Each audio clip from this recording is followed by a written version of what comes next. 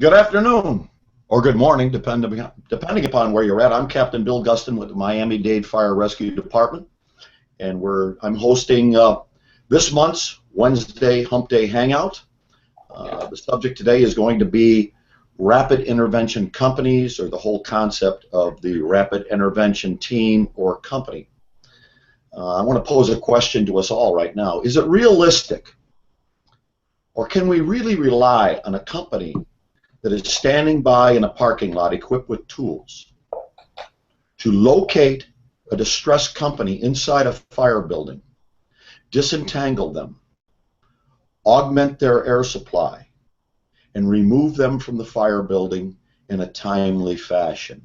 Time and again we find out, to coin a term from Phoenix, Arizona, there's nothing rapid about rapid intervention.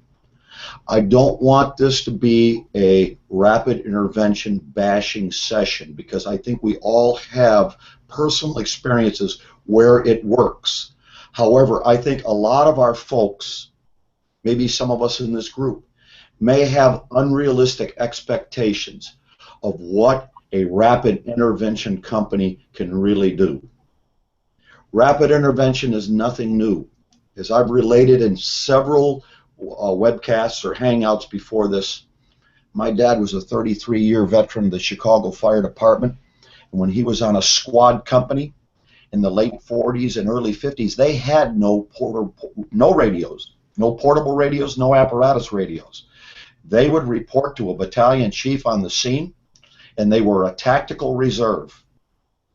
Many times they were deployed to throw a ladder to a second or third story window, or to stretch a supply line to protect a company.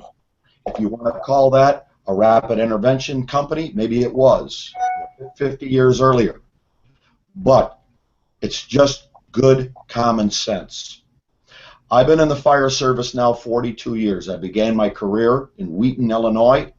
Very proud to say that, as a paid-on-call volunteer firefighter that got paid to go to drills and fires. I later went to Naperville, Illinois, and for the last 37 years, I've been with the Miami-Dade Fire Rescue Department in South Florida.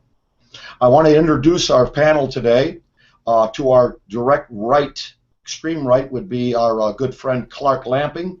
Clark, if you would make the introductions and also introduce that fine young man that you're with. Welcome everybody to the Humpday Hangout. Clark Lamping from the Clark County Fire Department here in Las Vegas, where it's a chilly 106 degrees today. To my right here, I've got a friend, Matthew. Matthew is participating in a program called the Summer Business Institute, where he's a high school student and he's interested in joining the career in the fire service. So he is shadowing me for a couple days, and he's taking an opportunity to shadow several other people in my organization. So he's stuck with me today, and I'm trying to teach him all of the wrong things. He's 19 years old, and he's going to learn some stuff today. You want to say hi, Matthew? Hello. And that's all he's got. Very good, Clark. Very good. I hope to make it back to Las Vegas, and I'll teach the young man how to smoke and maybe give him some other bad habits. Perfect. That would be great. That would be great. Before we forget, I would be remiss without thanking our sponsor, Key Fire Hose. That's keyfire.com. It's an easy endorsement for me because that's what my company uses. It is the best mix of durability, heat resistant, abrasion resistance, and incredible kink resistance. Where it really shines is in standpipe operations, where you're working in a cramped stairway or a cramped hallway, where it is. I challenge you to contact Key Fire, get some samples, and try to kink this hose. And you'll find it is really challenging to try to kink this hose, because it just does not want to kink. So a good shout out to Key Fire, our sponsor for today's webcast. Okay, next to the good Captain Lamping would be our bald-headed brother from Fairfax County. And Dan, if you'd make your introduction. Sure. My name is Dan Shaw. I'm a battalion chief with Fairfax County, Virginia. Also vice president of traditions training, and looking forward to another great conversation. And I have to say, Bill, I'd be remiss if I didn't mention it. We are fresh off 2 days ago, the closing of the World Police Fire Games, which we hosted in Fairfax County with over 12,000 athletes, and unfortunately we had a very traumatic accident in which we lost one police officer from Brazil during a bicycle accident, and 2 other guys were in critical condition as a result of that.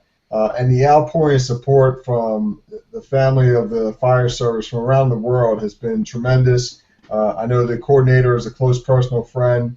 He's greatly appreciated being one of the competitors in that event.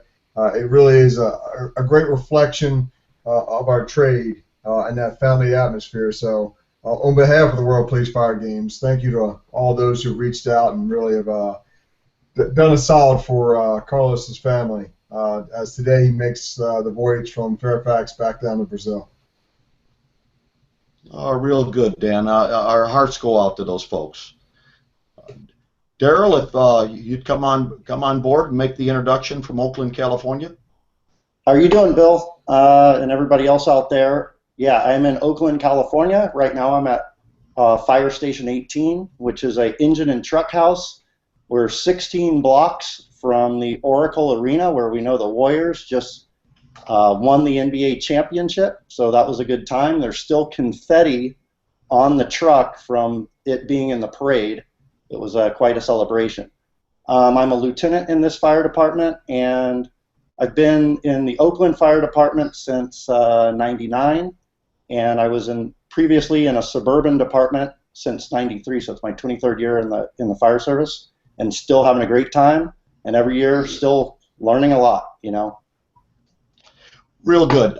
Now, Mike, are you on board yet with your Mike Dugan? I'm going to make the introduction here. If Mike is on the video, Mike Dugan, FDNY, retired, I believe 123 truck. I would look at this month's fire engineering that just came out. He does most of the fire focus articles. Brilliant. This month he is focusing on a fire that's near and dear to my heart at Engine 104's quarters in Chicago, the former fire station of Engine 104. A real heartbreaker for anybody that's up in the Chicago area. A beautiful old firehouse that they converted into a restaurant, a great Chicago steakhouse, and he examines it in the context of roof fires. He talks about 2 of the main causes of roof fires, one being exhaust chutes for restaurants, which I believe that was the cause of this fire. Like every fireman, I didn't read the article in detail. I read it while I was doing something in the bathroom and mostly read the pictures and the captions, and that's what we mostly do. And the other is roofers. Just in my own experience, if you get a fire on a roof and you do not see a tar kettle there where the roofers are working, it's a torch. If you don't see a torch, it's a torch. And if they tell you it's not a torch, it's a torch, it's a torch. Bill, I want to make one more introduction here. Yes, sir. Just off camera here, I'm joined now with my firefighter, Nestor Flores. He's on the ladder company here at Station 18. He's a wealth of knowledge. He teaches safety and survival at the state level, and he's going to be joining us today. Okay, very good. What's your first name again, sir? Nestor. Nestor. That's right. All right. You know, you actually look like Nestor Torres, the flute player. You could be anybody ever tell you that? No, but I know who the flute player is. All right. All right. Yeah. All right. So, good to have you on board, Nestor. Thank you very much. Look forward to it. I hope you're nervous as all heck. Not at all. Well, I don't know exactly how he looks, but I'll tell you the ladies melt whenever they look at this guy. You know. Man. Oh, there's no doubt. There's no doubt. They used to melt. Well, actually, they do. Whenever I walk through the halls of those nursing homes, those women, they stampede after me on their walkers. Sometimes I have a whole walker stampede of ladies. I've got some issues that I want to bring up here about rapid intervention. And, again, I don't want this to be a rapid intervention bashing session. I think we all know of or have experienced fire officers, if you want to call them checklist chiefs, that's what we'll call them, that establish a company as a rapid intervention company or team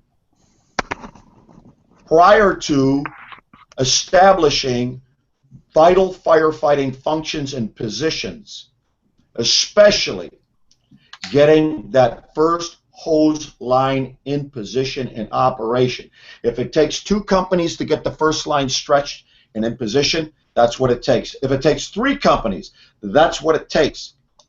To take one of your first arriving companies in your first alarm assignment and have them stand by with tools and not be able to contribute to the initial firefighting efforts many times, it almost guarantees that you're going to need a rapid intervention company because basic things are not getting done. I got to give credit to David Rhodes. He has this little logo that he uses for his Humpday Hangout, and it says, "Prevent RIT. Properly staff the first attack hose line," and I couldn't agree more. Now, having said that, again, I'm not against rapid intervention companies. Would any of you want to weigh in on experiences, opinions, thoughts on departments or officers that establish a rapid intervention company at the expense of completing vital firefighting functions with their first alarm companies? Can you hear me now, Bill? Oh, perfect, Mike. Welcome on board. Welcome on board. Thank you, sir.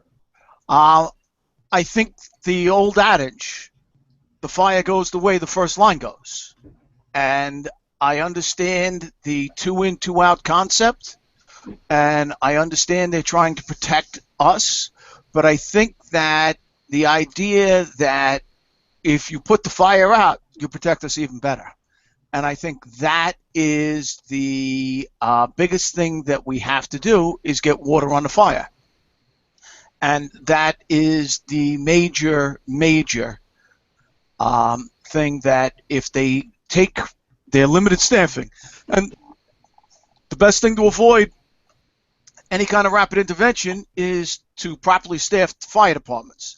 But unfortunately, you, me, and everybody in this Google Hangout today, we can't do that. We can't mandate that. So what's going to happen is you have to figure out what's going on and get water on the fire. Yep, and I can't agree more, Mike. And it's unfortunate that we do have folks that it may be comforting to an incident commander to check that off their checklist. Yeah. However, the best way to get things done and to keep our firefighters safe is vital firefighting functions, which would be stretching the initial attack line, forcing alternate means of egress, raising ladders. Dan, go ahead and chime in, and then I'm going to go into the next question. Well, and I think that the problem is when you talk about with a lot of the RIT is that people are looking for a wholesale answer for every department. And I think just looking across our group here, it's vastly different in the resources you have. For us in Fairfax, the 4th engine on every fire is the RIT company. That means you're dedicating 3 engine companies to it. And so when you have the other departments that may not get 4 engines in 4 years on a fire, they can't apply the same standard we do. They can't apply the same standard that Mike does and FDNY or the guys on the West Coast do. So it's a matter of really applying what the core principles are, which is to protect lives and property. And we're protecting the public's lives. We're trained to actually go handle that task. And really, with those other functions are coming in to support it, is that RIT function to support what we're doing, which is what Mike just said, is that the greatest outcome we can have is to put that fire out. And the one thing I want to speak to is, now is not for a year, for the past year, just hit a year mark as being a battalion chief. It's changed the perspective, and something you just said there was a checklist. And I think this is another one of the things where we don't really explain the why.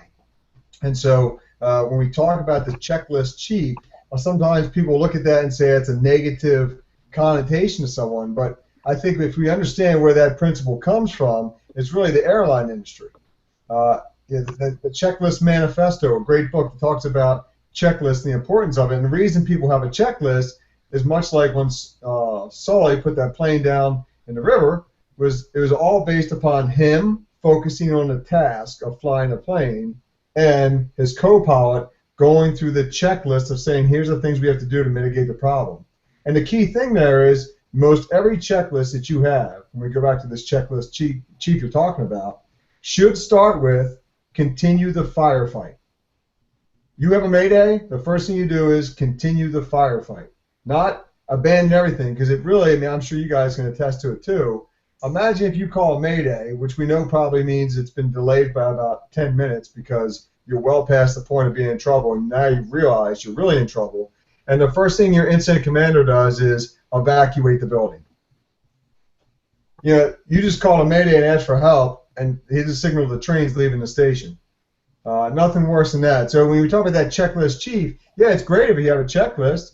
If you have an aide who can say, hey, we got a Mayday, bam, let's make sure we stick to this task. Maintain the firefight, accountability to all the companies. And it goes back to, I think Mike's department was one of the ones that really brought forth some of the empirical data that showed that you could have any RIT you want, and correct me if my numbers are wrong, Mike, but 70% of the time with Maydays you guys had in your department, they were found or extricated by the units that are already operating in that area from the first alarm.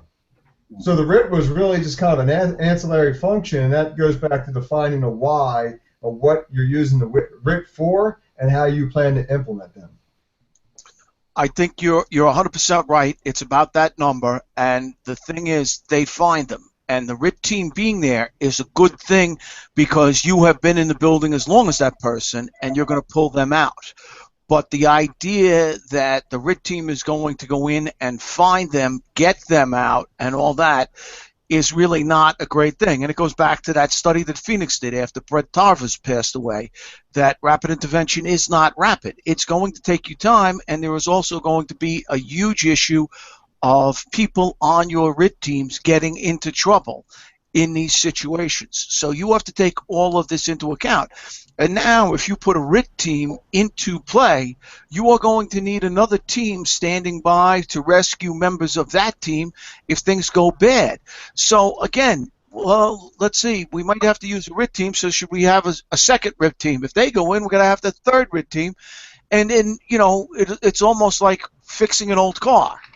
You know, and I hate to say the comparison, but when you're throwing resources after something that, as Dan so well said, is probably already been delayed, you have to think about everyone in the context of this. And I don't know where the line is drawn, and I can't draw it, and thank God I never had to. But one of my heroes in the fire service is the chief from Worcester, Massachusetts, Mike McNamee, who stood at the bottom of those stairs at the cold storage warehouse and said no more.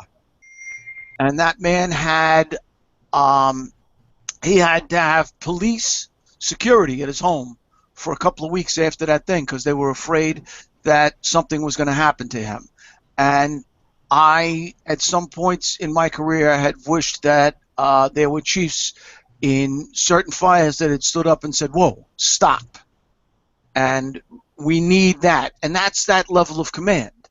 And that all goes back and it kind of ties in together, that the command, the chief, the stretching the first hose line, hopefully all of these things that we are doing properly is going to avoid the need for that risk.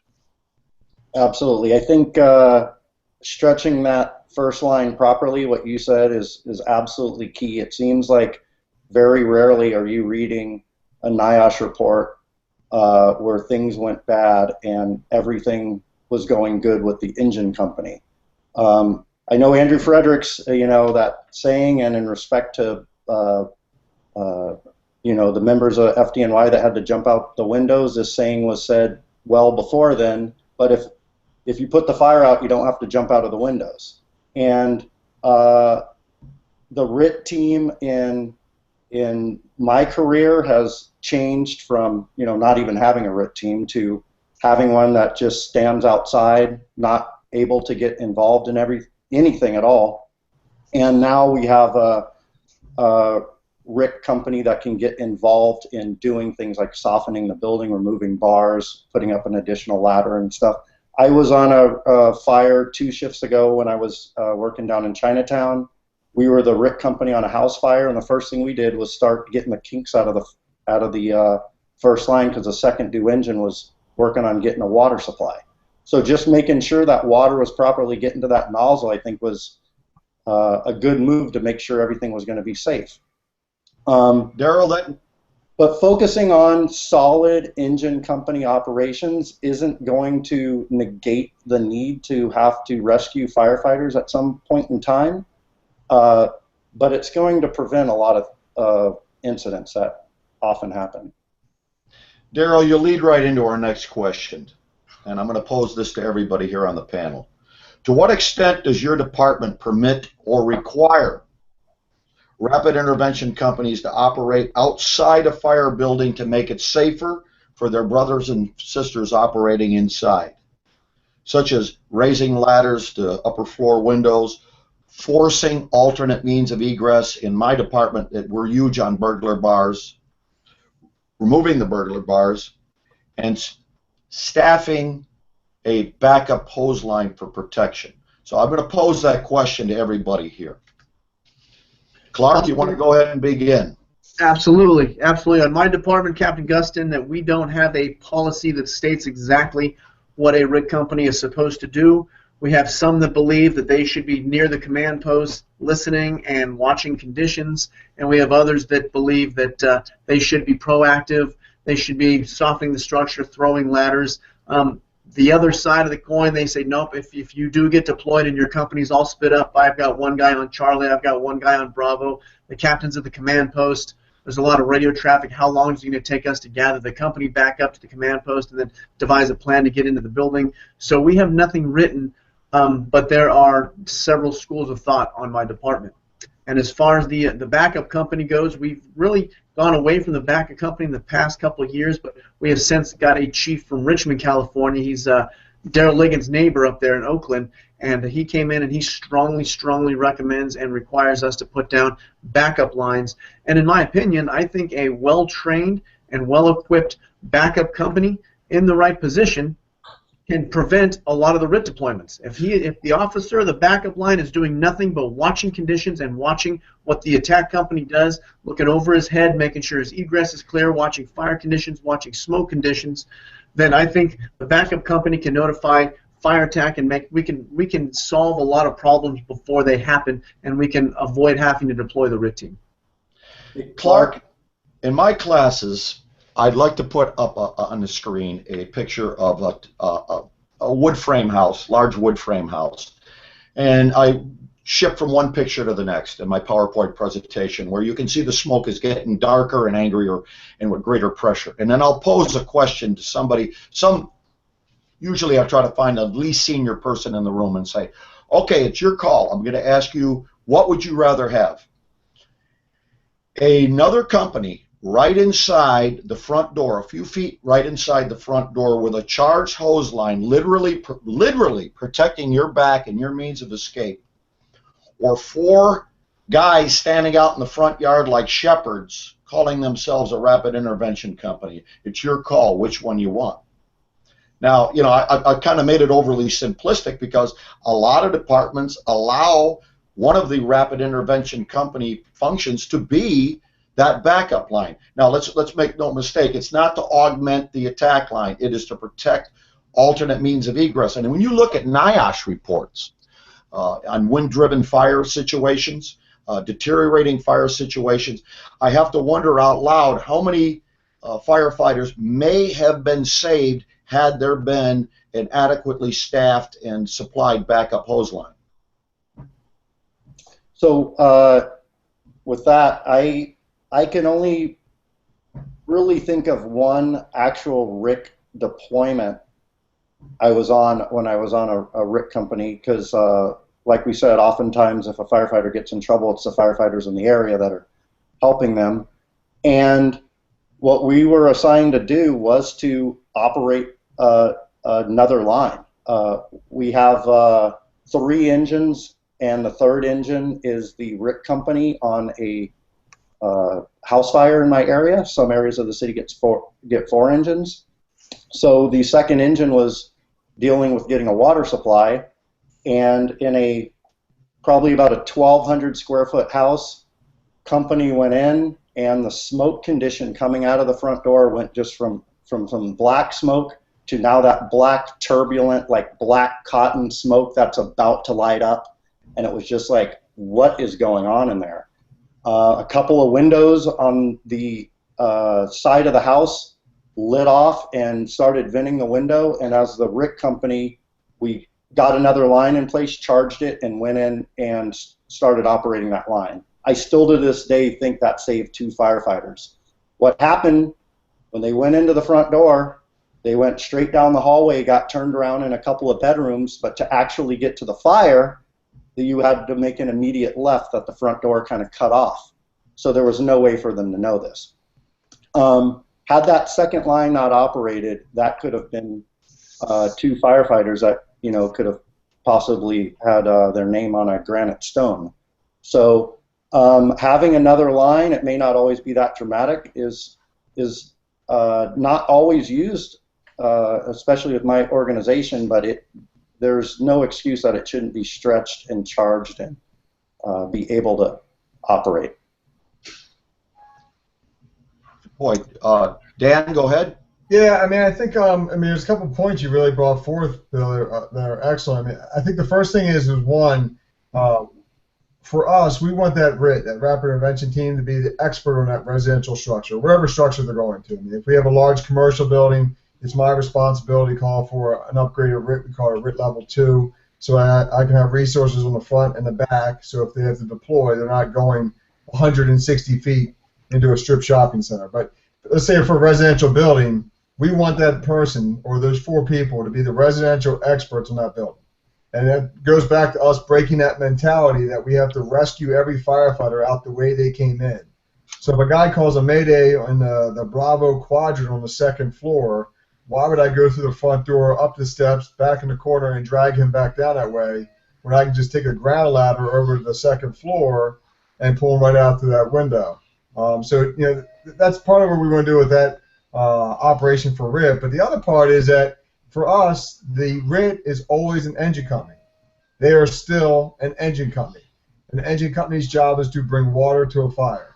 And 99% of the time when we get Maydays, it is either because they're out of air or they are trapped by something with fire. So at a minimum, if that RIT can bring an air pack and a hose line or have it readily available and staff, then they can mitigate most of the problems. So when more resources get here, fantastic, we can start the extrication. So if a guy is, hey, I'm just lost, I'm trapped by fire, we can keep the fire off you, we have plenty of air for you. And the way we facilitated that was on every engine company in Fairfax, on the crosslays, we have crosslays that come off behind the cab. There's a small pony sleeve so they can take the entire hose line off on their shoulder, and it doesn't matter if they're the 4th engine on the 1st alarm or the 4th engine on the 5th alarm. They will walk up to that engine that's positioned in the front that has a discharge, and they have a hose line dedicated for the RIT operation. They hook up to it, tell the chauffeur, hey, this is the RIT line. As long as he has adequate water supply, they're always bringing water. And that's really one of the key things we want our RIT companies to remember, is that your key job is to identify where he is and then at least keep the fire off of him or get air to him. As for, prior to the Mayday, the biggest thing I always look for, especially as a chief, as an incident commander on a fire, is non-committal task. I don't need a guy who's a RIT to be up on the roof, getting ready to put a hole in the roof or do some other task. It's where he's breathing air. But non-committal task of throwing ground ladders, forcing entry, doing ventilation that's coordinated with the interior companies, fantastic. They're doing everything to prevent the Mayday, which to me is really one of the primary focuses of that RIT. And one of the last points I would share is that I think the RIT is initially really for the RIT for the incident commander. And I say that as the incident commander. When I was a company officer, the first thing you do as a RIT officer is you walk up to the incident commander, say, hey boss, I'm your RIT company, what do you need? And while you're doing that, you're looking at that chief. Because if we go back to the line of duty death reports, what's always in that top 4? Command and control, a lack of accountability. So if you look at that chief and he's got that far away distant look, like he has no idea where the companies are operating, and we have lack of command and control, if you're a good company officer, you're going to look at him and say, hey, I'm going to take a lap for you and try to figure out where these companies are. So now you're the RIT for the chief. You just did him a solid. You come back, hey boss, you got engine 2 here or engine 10 here. You got a hose line back here. It looks like the fire's spreading there. You're now the RIT for that chief. You're helping him out, hopefully eliminating that accountability lack of command and control from that top 4 list and helping that incident out. And that's what we always look for our RIC companies, is really be proactive. And I think Mike said it, is to be proactive, because RIT is solely reactive. You have a disaster happen and RIT reacts. Let's be proactive so we never get to that point. And that's one of the key things we really look forward to that. And I think one of the eye-opening things for us is we had a Mayday a few years back during a snowstorm. 4th engine marked on the scene. Within 2 minutes of them marking on the scene, we had a fire in the 3rd floor of a garden-style apartment. It was in the attic space. It dropped down to the apartment. It blew one guy off the balcony 3 stories into a giant snow pile, thankfully. One other person called the Mayday who was in the apartment, and the 3rd member, the officer, you never heard from. And that was really an eye-opening situation for me to say, we have this ideas of grandeur that you're going to accumulate all these tools and everything else in the front yard. But the reality is you might hit on scene, and within 2 minutes, you're going to work to go rescue 2-3 firefighters. Not that you get there, tell the fire to hold up. We need to get our plan together. We're going to accumulate these tools, and once I get the plan together and everyone's on the same page, now the fire can proceed and we can have our Mayday. We've got to be ready to go, and that goes back to those core tasks we want to accomplish, which is to keep the fire off them or put the fire out and make sure they have a consistent air supply. Yeah, good point. I want to remind everybody that we're being sponsored by Key Fire Hose. That's keyfire.com. Again, that's the hose that my company uses. And if you're looking at lower pressure nozzles, in other words, nozzles that operate at a pressure less than 100 psi, if there's any downside to that, it's that you are going to be pumping at a lower pump discharge pressure, which could increase the possibility of kinks. So you may have to take a look at your hose and make sure that your hose is of the type that has inherent kink resistance qualities. You will be very satisfied with Key. If I could go on to the next question, and this is really how we got the idea of bringing this up as an issue for our Google Hangout, was that Mike Dugan and myself were discussing changing radio frequencies. There are departments that require every company that is not directly involved in the rapid intervention or the rescue and recovery of a firefighter to change to a different radio frequency. But it kind of begs the question, aren't we all kind of involved here? If I'm an engine company and I'm operating in somewhat of a proximity to a downed firefighter or a trapped company, and their safety depends upon my directing a hose stream in a certain way, is it really beneficial to change me to a different radio frequency where I cannot be involved? I can understand the school of thought that we want to reduce the amount of radio traffic to concentrate on the rapid intervention process. But however, everybody on the fire scene, in a sense, is still involved. And I think, Dan, you brought it up, that the firefighting has to continue. And it has to continue with the same vigor and aggression as it did before the Mayday was transmitted. So that's a good point. At least I am in total agreement with that. Mike, you actually inspired me to bring this up as a topic. Could you weigh in on this a little bit as far as your opinion on changing frequencies for a Mayday? I think the idea of changing frequencies for a Mayday is ridiculous. I think the people on the fire ground have to be on the same frequency. Now, again, FDNY, we're the Chinese army. We just keep bringing people over the hill. We have a ton of manpower. But the deal is, if we get a Mayday, there's another signal transmitted. And we're going to start getting a task force for the Maydays.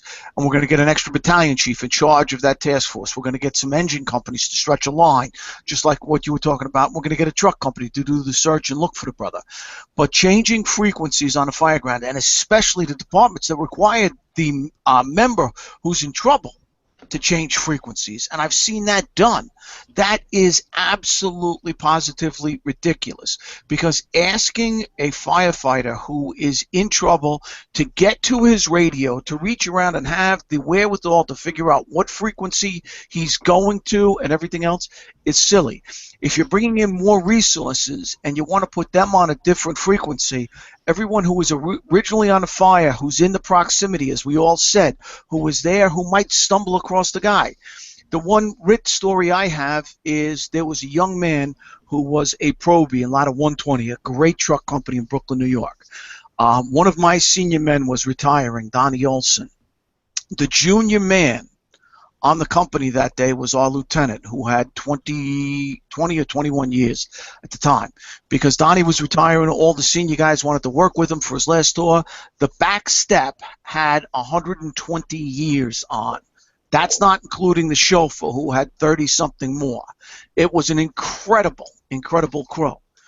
They went to a Mayday in the basement of a sneaker warehouse in Brooklyn, and the young man who was in the basement with his company, the officer said, go up the stairs or go outside. We're running out of air. I got to go get the irons, man.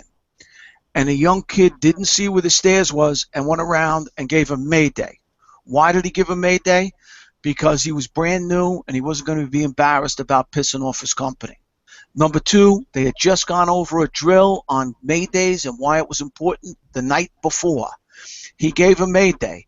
When the chauffeur from the second due truck company found him in the basement, not even the RIC company found him, he walked up and found this kid. He was 24 years old.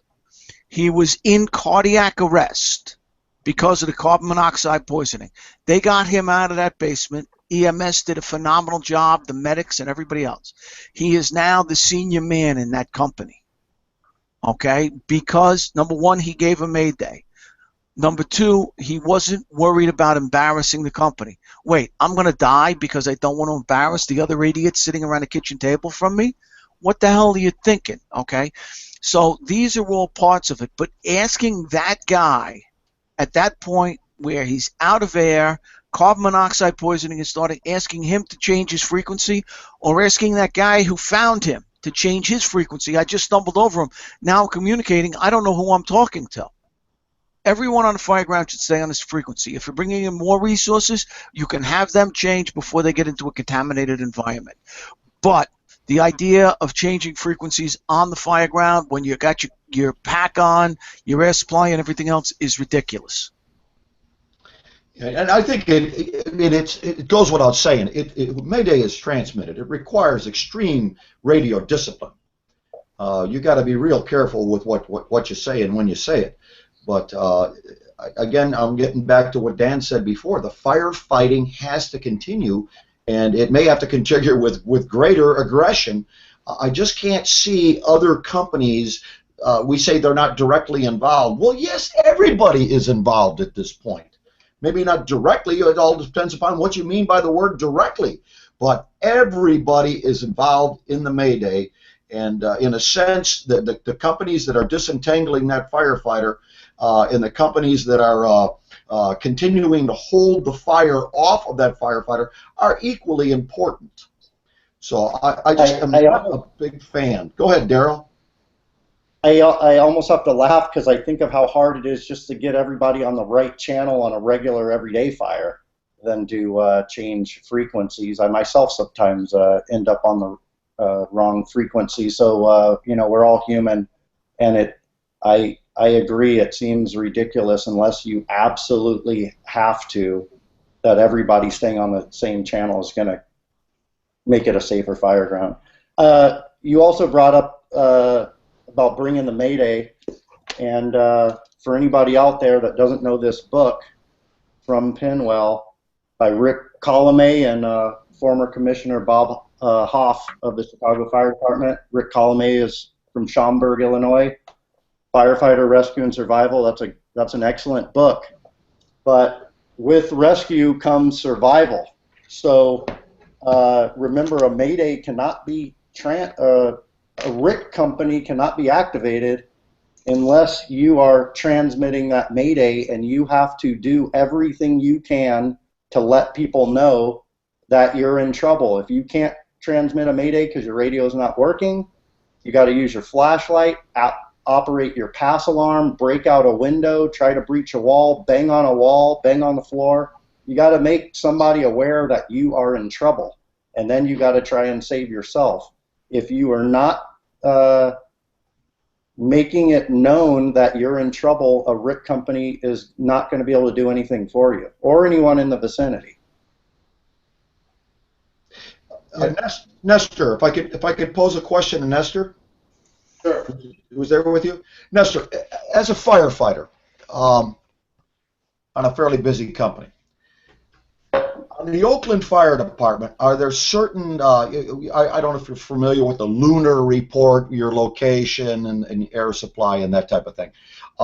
As a firefighter, is there certain things that the downed or distressed, the firefighter that's transmitting the Mayday, is there certain information that he has to transmit, he or she has to transmit when transmitting a Mayday? Well, ideally, you heard of, the lunar mnemonic is a popular one out there. There's the Grab Lives mnemonic, which we recently trained on at the state level. There's absolutely some vital pieces of information that need to be transmitted. The more information you're able to transmit, the better off the RIC company is equipped to actually go and really secure and really extricate you in that time of need. So at that point, it makes it real difficult because you're task saturated with trying to activate your pass alarm. You're trying to gather your thoughts. Your adrenaline is up. You're trying to control your breathing. So your ability to really memorize lunar is actually quite challenging, as simple as it sounds. Nestor, I could not agree more. This is the question that I posed to our group in preparation for the the Hangout today. Is it realistic to expect firefighters who are in a desperate situation to have the presence of mind to transmit a coherent lunar report? And I think you just said it. You hit the ball. You hit the ball right out of the park, because I don't know that it is realistic. When you may be in the most frightening, most horrible time of your life, is it really realistic to expect a firefighter in distress to be able to transmit a lot of information? I think, Bill, that what we should do is, from that firefighter in distress, get a couple of key points of information. Number one, who he or she is. Is it engine 12's nozzle person? Is it ladder 2's outside vent person? Those two pieces of information give me an idea, depending on how good our SOGs are, where they're supposed to be and who they are. Give me those two pieces of information to start. Anything else you give me is gravy. But who you are, and then I will try to figure out where you are and everything else. And again, as Dan said before, that comes from a good IC, a good guy out in the street knowing what's going on, who's operating where, what they're supposed to do. When this becomes a really, really difficult task is when units out on the air pick up a fire, and the truck that's supposed to be second due is now in the first due spot, or the engine that's supposed to be third due got in the block, nobody else was around. They were down the road, everybody was on the rig, and they got in there. That's when it becomes really difficult.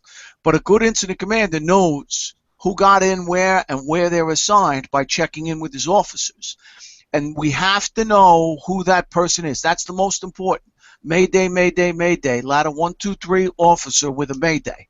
They know I'm the officer. They know I'm the officer of 1, 2, 3. I got a Mayday. The other thing I think is very important for us to teach our Mayday people is, a lot of times they say the Mayday has to be acknowledged.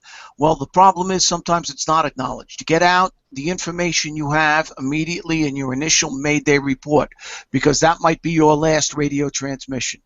Mayday, Mayday, Mayday. Ladder 1, 2, 3, officer with a Mayday. I'm in the basement, out of air. Another problem that I see is a PAR report, the PAR report. Somebody transmits a Mayday. We don't know where they're at. There's sketchy information, so then we're going to go through a roll call. Man, you are tying up the radio frequency at a very critical moment.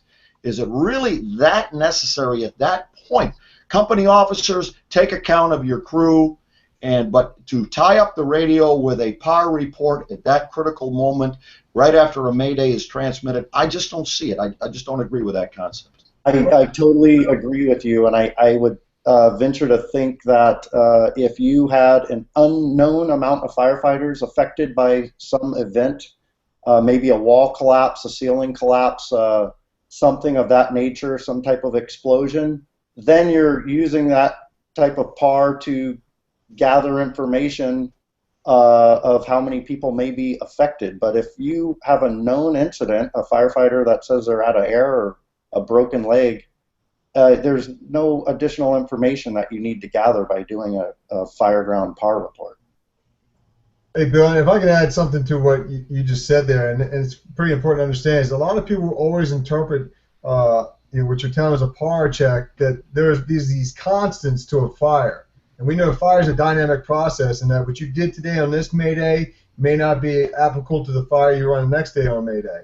So when I do a PAR report, and thank God I haven't had to run a Mayday, but if I do a PAR report, where I'm going to really focus that personal accountability report on is if I hear engine 2 right bucket, call Mayday, and that's all I hear and I acknowledge them, where is engine 2's left bucket, engine 2's officer?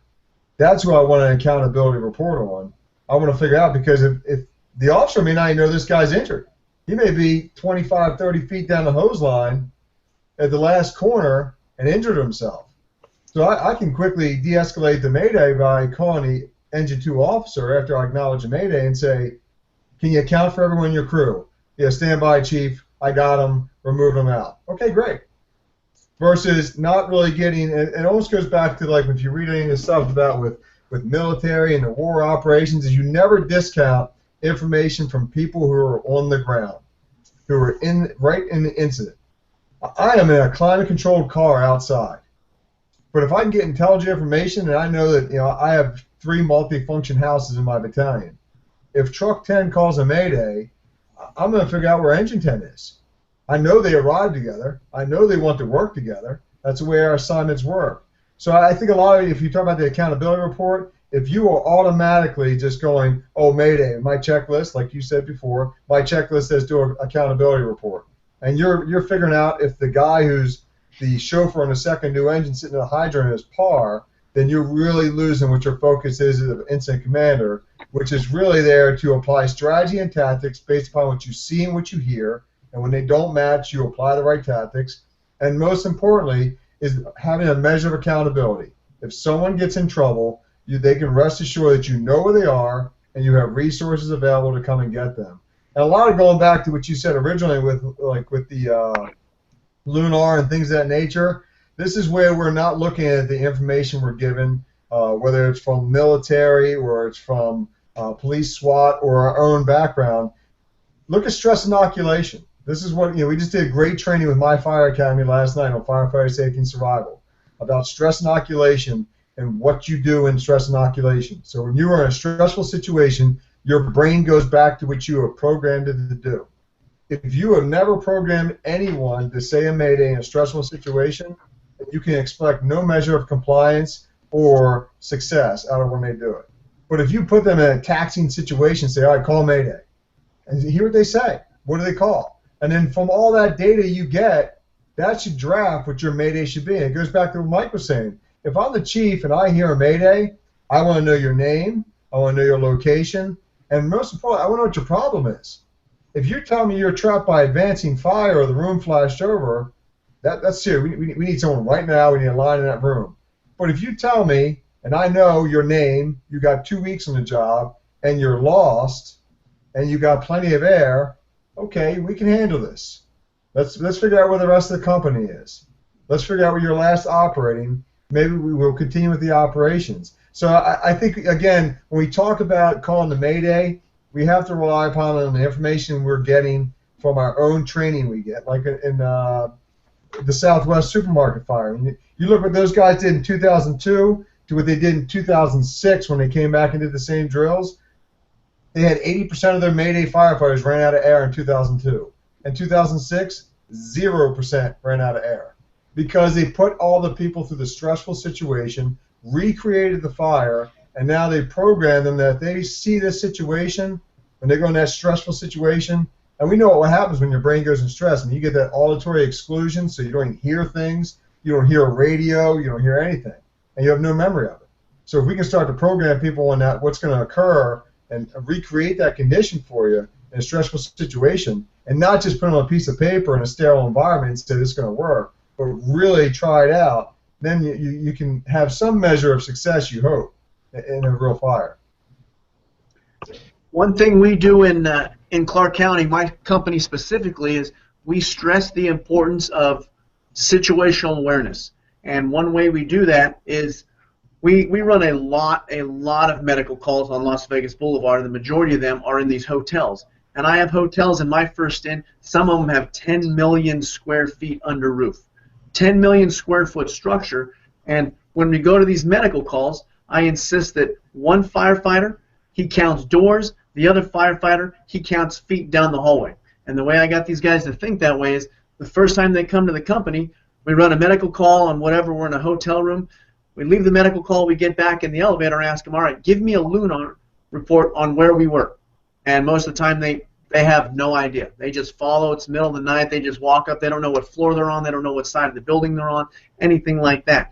So by doing this on every single medical call we run on, these guys think, they know what floor they're on, they know what entrance we walked into the building, they know what floor we're on, they know what elevator we used, they know how many doors down we are, how many feet down we are, and what side of the building we're on. And every single call we get back from, as soon as we get in the elevator, I don't even have to ask them anymore. One firefighter is going to tell me 16th floor, 9 doors down, right side. The other firefighter says 75 feet down the hall.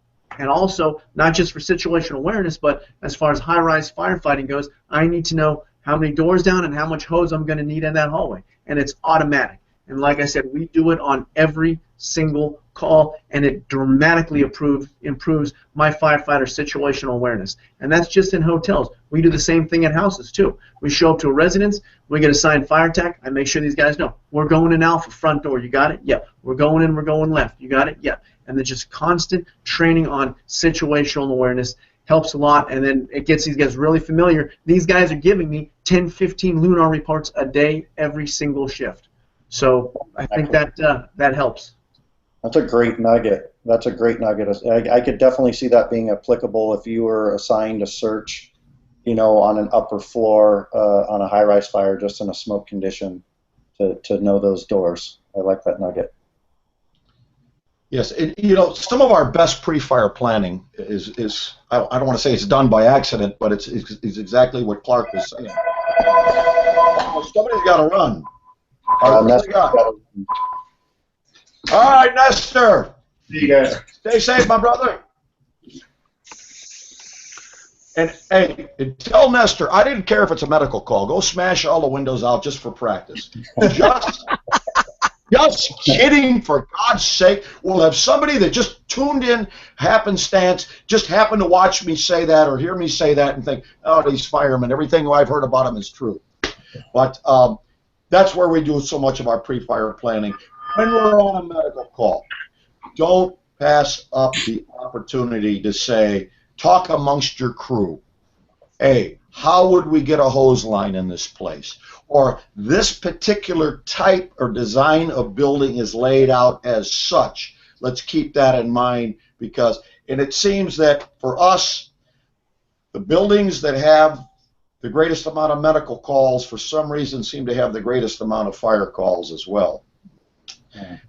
Go figure, I guess. Let's see how we're doing here on time. We got a few more minutes. With the lunar report, it may not be the best mnemonic for that distressed firefighter that is fighting for their life, but I don't want people watching thinking to discount it. If you don't use lunar, maybe a simple what, when, where, why, and how is something that you could think of. But it could be a great, either one of those, lunar, what, when, where, why, and how, or something for the command or the RIC team or a person in charge of that division to gather information. And if they're able to have contact with that firefighter by radio, that they can say, okay, well, where are you? What are you in the Charlie side or the Bravo side? Are you on the second floor? How many doors down are you? And gather information, because I'm banking that I'm not going to get all the information I need with their first report. You know, it may just be a jumbled mess of information, and all I know is someone's in trouble. So we're in a much more controlled environment, especially at the command post, to be able to use that checklist. And a Lunar could be an excellent tool to use for that. And the point, Dan, you brought up about the training. I'm really proud of my department. You know how tough it is to train 2,000 people that are out in operations. And a few years ago, our training captains took this project on, and of course it takes forever to train that many people. But we all went through a short classroom session, and then a blacked out mass session, and then they tried all kinds of paraphernalia, fences and different things that they would drop on you, and just through muscle memory, if you will, everybody had to transmit that Mayday and somewhat of a coherent lunar report. And so it's part of the training, as you said, and the more you practice it, of course, the better you're going to be. And when things go wrong, you're going to fall back on your training. I think that's an excellent point, fellas. We're getting here to the bitter end. Clark, I want you to give a little shout out to what you're planning, the festivities that you'll be planning in November, and then we'll do some closing comments.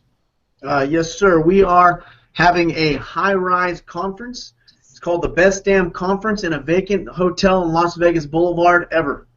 And you can find it. It's in Fire Nuggets, this month's Fire Nuggets magazine. The advertisement is also on the Terry Farrell page. This event's being sponsored by Terry Farrell, the Colorado chapter and the Nevada chapter.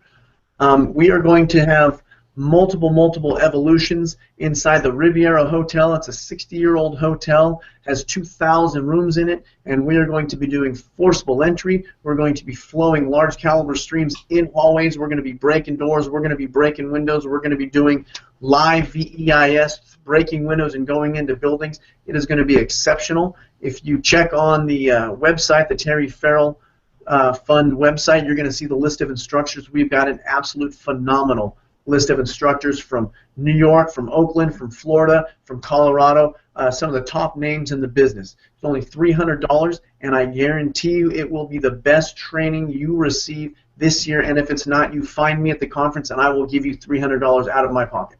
How's that? Clark, that's a good thing, and I noticed that you're 3 hours behind us, but you seem to be 2 months ahead of us. I'm looking at the calendar behind your shoulder there.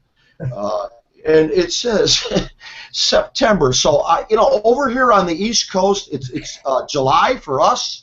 But I had no idea that there's a difference not only in the time of day, but also of the month, the month of year, Clark. So I don't know.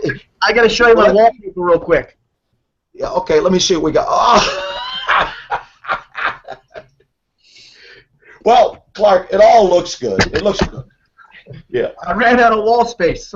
Yeah, that's a beautiful thing. All right, Clark, thanks for being with us again this month. Any closing thoughts, Dan, my bald-headed brother? All good stuff, man. Great conversation. And I think the important thing to remember when you talk about rapid intervention, that like you said, it's not rapid. It's eventual intervention. It's reactive. We got to be proactive. And it's like the old saying goes, is that when you have these situations that occur, these traumatic, stressful situations, we do really all we do is we don't rise to the occasion. We sink to our level of training. So if your level of training is very, very low, you're never going to rise to this occasion. And so you got to bring that training up higher so you can meet that really with that event you're dealing with, that incident you're dealing with, and be successful. But look forward to another great month. Oh, great, Dan. Thank you very much. Obviously, you're on top of your game today. You must be having a good hair day. So, yeah. We really appreciate it. Daryl, any closing thoughts? Yeah, when you're assigned RIC, don't take it lightly. That could be one of the most important calls of your career. If you're working on somebody, likely it's someone that you know. someone that is in your department that you work with and you don't want to let them down or yourself down. When you're RIT, if you're in the front or back of the building, keep eyes on the building. Look for clues of what's going on. Someone may not be able to transmit a Mayday, and you keep an eye on the building and looking for signs of someone being distressed may be a life-saving move. So train, like you're going to do this, and go there with the attitude that you're going to be deployed as a RIC company. So I was involved in a Mayday on a 300-foot coastal freighter on the Miami River a few summers ago. And you go from just a mundane task that we just routinely set up to being the most important company on that scene. And it'll get your attention. Daryl, excellent point. Take it seriously because it is serious business. Mike, my brother, Mike Dugan, thanks again for a great suggestion. I think we could probably have a couple more sessions in this. Any closing thoughts for us, Mike? Yeah, one that's kind of personal to me. One of my good friends, who will remain nameless, many, many years ago, we studied for lieutenant together, but he heard what he thought was a Mayday on a fire ground, and nobody else reacted, so he didn't react. And it turned out that a fellow officer was face down in water in the basement, and my buddy found him about 4 minutes later and got him out alive, but he did not survive. If, as Darrell said, if you think you hear a Mayday or you think somebody's in trouble, transmit it. If nobody else is reacting, you just became the IC.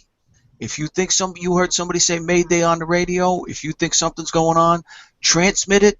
Okay, you can always take it back, but you can never move it back beyond what happened.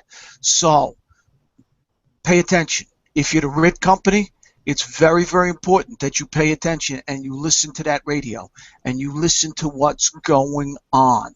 Okay, most of us, and I was guilty of it myself in the beginning, would stand there and say, oh shit, this sucks, I want to go fight the fire. Well, you know what? The good thing is you're there for the brothers and sisters to protect them.